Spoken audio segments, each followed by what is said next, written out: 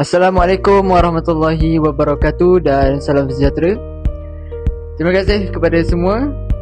Hari ini kami akan membincangkan tajuk penguasaan literasi dalam kalangan guru merangkumi 3 perkara utama, iaitu yang pertama, kepentingan literasi kepada guru, cabaran dalam pengajaran literasi dan langkah awal sebagai bakal guru PPI-SMP.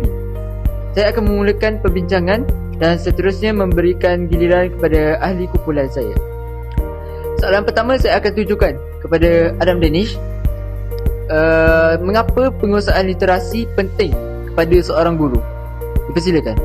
Terima kasih Tuan Moderator.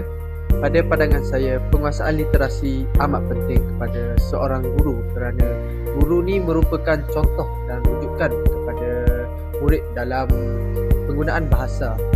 Guru juga perlu menguasai literasi yang dapat menyampaikan isi pelajaran dengan jelas, tersusun dan mudah dipahami. Khususnya, penguasaan literasi dapat membantu guru membimbing murid dalam kemahiran membaca, menulis dan berfikir secara kritis, agar murid itu mampu memahami serta menggunakannya dalam kehidupan sehari-hari. Okey, baik. Untuk soalan kedua, saya akan tunjukkan kepada Adam Haris.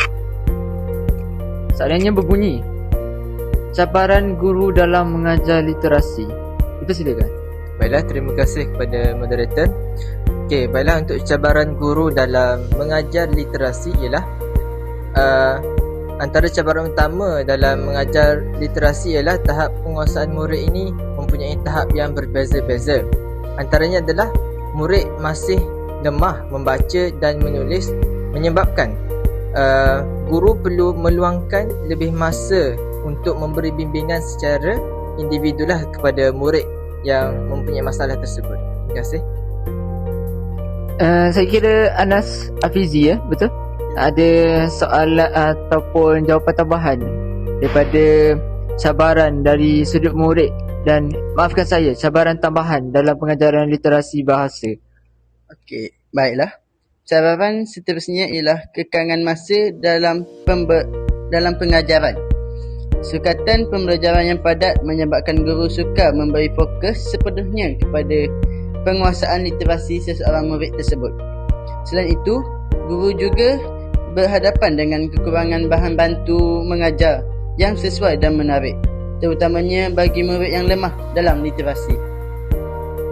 Okey, saya ingin bertanya kepada Abu Zah pula. Apakah cabaran dari sudut murid dan persekitaran pula, Abu? Baiklah, selain cabaran yang telah dinyatakan, latar belakang murid yang berbeza turut mempengaruhi literasi mereka. Murid yang kurang pendedahan membaca di rumah biasanya menghadapi kesukaran dalam pembelajaran literasi di sekolah. Persukaran pelajaran yang kurang konduktif juga boleh menjejaskan keberkesanan pengajaran literasi oleh guru. Untuk soalan yang terakhir, saya tunjukkan kepada Adam Haikal. Apakah cadangan langkah awal sebagai bakal guru PPI-SMP? Terima kasih moderator. Jadi sebagai bakal guru PPI-SMP, langkah awal yang boleh diambil ialah memperkukuh penguasaan literasi ini sendiri terlebih dahulu, termasuk kemahiran membaca, menulis dan berfikir secara kreatif. Selain itu, bakal guru juga perlu mempelajari pelbagai kaedah pengajaran yang kreatif dan mencontohkan agar murid ini lebih berminat untuk mempelajari literasi.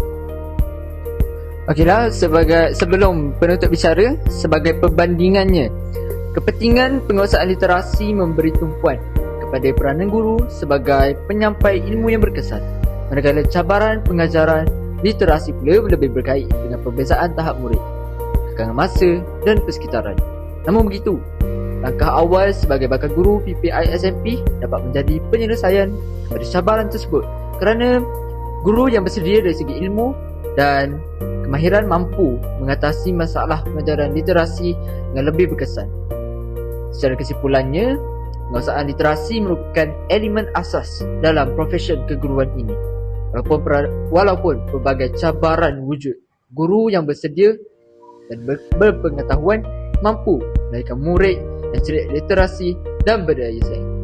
Saya kira setakat itu saja perbincangan kita pada hari ini.